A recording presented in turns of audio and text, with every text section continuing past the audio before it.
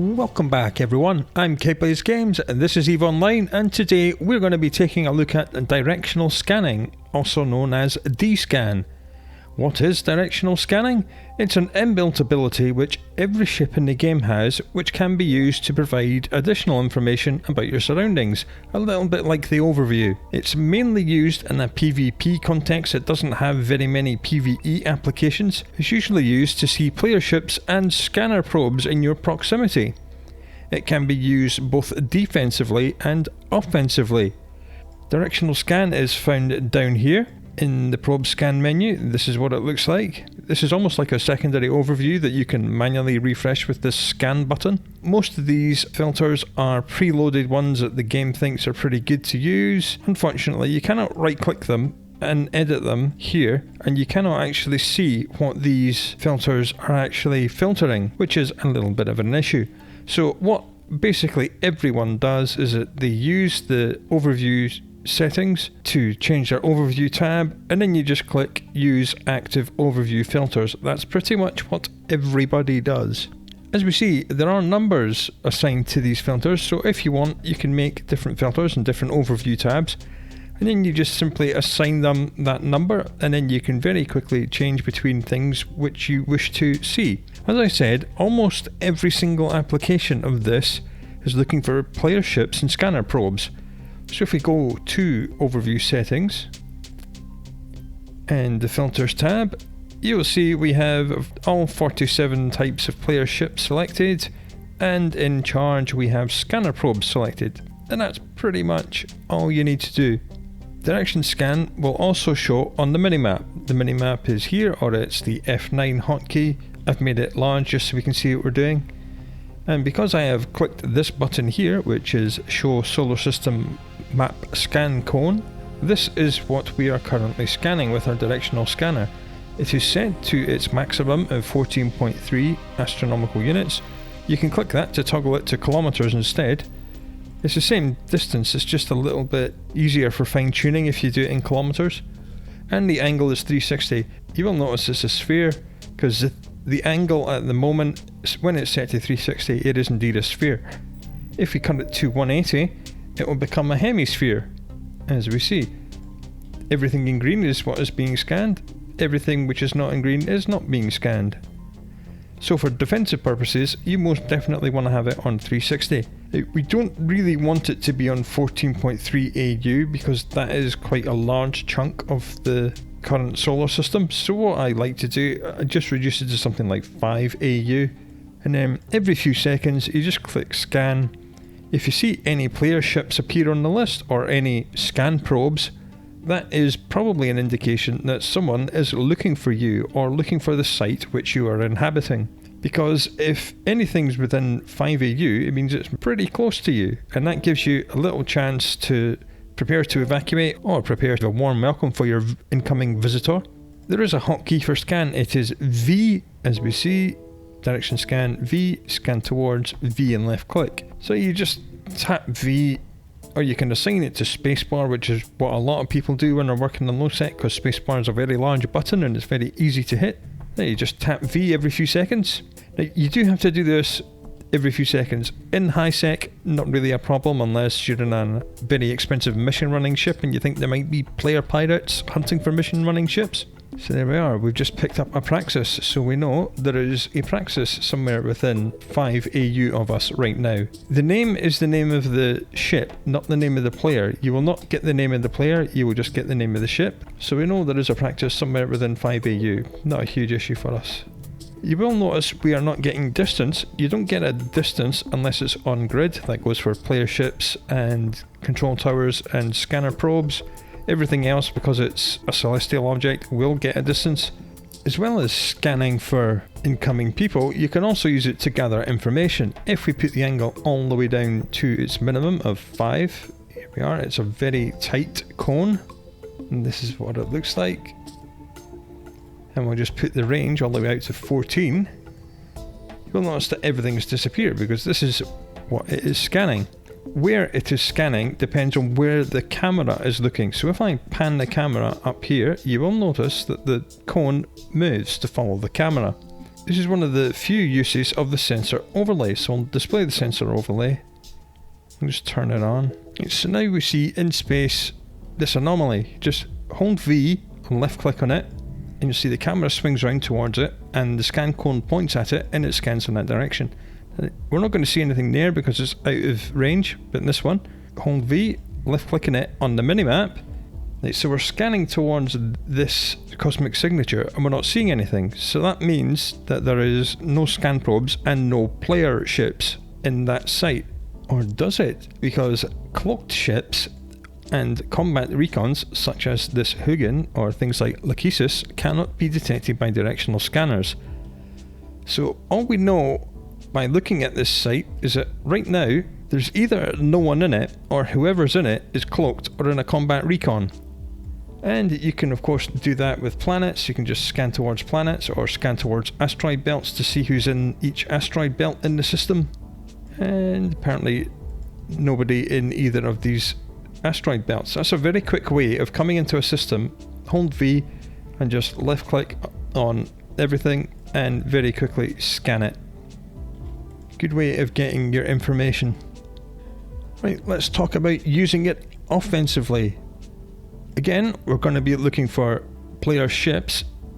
Now, to find player ships, you would most often use combat scan probes, but because combat scan probes show up on D-scan, we don't want to have our combat scan probes in space for any longer than we absolutely have to. Otherwise, our target may spot them if they're scanning frequently and be warned of our scanning and run away. And we don't want that. We want to catch them. So this is where D-scan comes in. Using D-scan, if you're cloaked or if you're in a combat recon or if you're outside of the range of whatever your target is D-scanning, they won't see you, and you can use D-scan to get a very good approximation of where they are and then drop your probes right on top of them and hopefully get them in a single scan, which gives them barely any time to react. So let's have a go at that. We are going to be looking for this guy, Archdeacon Andreev. Our scouts have told us he's in the system. We see he's in the system. Our scouts noticed he came into the system in an Executioner, so we're looking for an Executioner class frigate. Now he's not here, so we'll just go on 14.3 AU, 360 degrees, just to get a handle. Okay, so he is not within here, because the only ship we're seeing is a Praxis. So let's move over this way and warp to this planet. Then when we arrive, we'll cloak. This would be better off being done in a combat recon or a ship with a covert ops cloak, for obvious reasons, because you don't want to be seen while you're doing this. So as soon as we land, we'll cloak, and then we'll get about D-scanning. You'll notice that D-scan does not automatically update. It only updates when we scan. So this is the results from the previous scan, which is when we were all the way in the middle and the Praxis was within 5 AU of us there. So let's have a look here. Okay, apparently it's not here either. Right, so we know that the Executioner is not here. So let's go to the next planet. Right, we've arrived at the next location, so let's cloak, so we're hidden, and scan. Aha, we have an Executioner.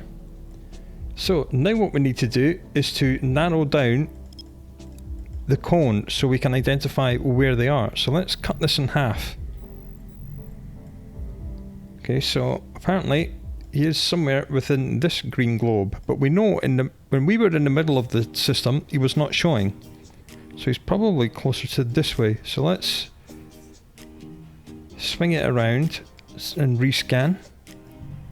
Right, he's disappeared. So we now know this Executioner is not here, but he was showing on this side. So let's just swing the camera around a little bit more. And then scan. Okay, so he's still showing up. That's good. Let's cut the angle in half again and rescan. Okay, he's still showing. So now we've eliminated everything which is not within this cone. So let's just keep reducing the angle and scanning. I think this guy might have committed a bit of a sin. He's not on the site because the only site in this system is here and here, and he's not in them. So he's probably sitting at a safe spot, but he's not made the best safe spot. It looks like he's may be on a direct line between this planet, or this planet, and the planet that we're sitting at. So we can check that by reducing the angle all the way down to 5, and then directly looking at, yeah, okay, he has committed a terrible sin. Is he on a direct line between this planet and that planet? No. It looks like he's on a direct line between this planet and that planet. Now you see why making your safe spots like that is unsafe, because we very quickly identified that that ship we're looking for is somewhere within this very small cone. So we have a very small search area now. Now what we can do is start reducing the range. So we'll just come down to 10 AU and rescan. Okay, now the search area is this shorter cone. So we'll just reduce it again and rescan. Okay, he's disappeared. So now we know he's not within this cone. He's somewhere between 5 and 10 AU. So we'll just start going up in small increments. 5.5. Okay, he's further than 5.5 AU. How about 6? No. 6.5? No. But they will not be able to see us because we're cloaked. Everything we're doing is in complete secrecy. He has no idea we are here and looking for him. 7.5? No. 8? No. We know he's showing up at 10. Not at 8.5. How about 9? Okay, he's showing at 9. How about 8.9? Okay, he's disappeared at 8.9. So now we know that our target is roughly 9 AU away from us on a direct line inside this cone. So what we're going to do, we're going to have to act fast. This is the window of opportunity we've got. So our target is probably sitting right in the middle of this reticule, right here. So what we're going to have to do is to decloak, deploy our probes, put our probes on their very minimum radius, drag them into position, and hopefully we'll get this guy in a single scan. So let's open that probe scanner. We have a filter for player ships. Let's just get rid of everything else. Okay, we're going to have to be fast. Drop the cloak, launch the probes, put the probes on their minimum distance, drag them to the end of the cone.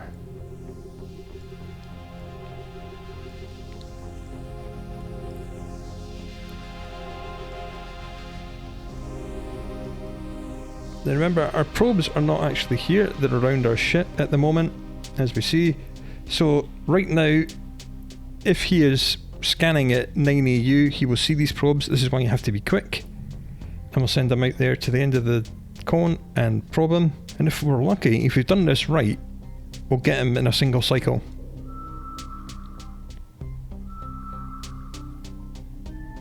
Got him. Let's go. Warp drive active. Let's go and say hello to our little friend who has been silly. He's sitting at a safe spot on a direct line between two celestial objects, and he's not cloaked. So the only time he had to spot us, there he is, was when we had our probes out, and that was right at the very end of this process, and our probes are only out for a matter of seconds. Let's target lock him and hit him with a firework. Just to wake him up. Wakey wakey, my friend. I found you.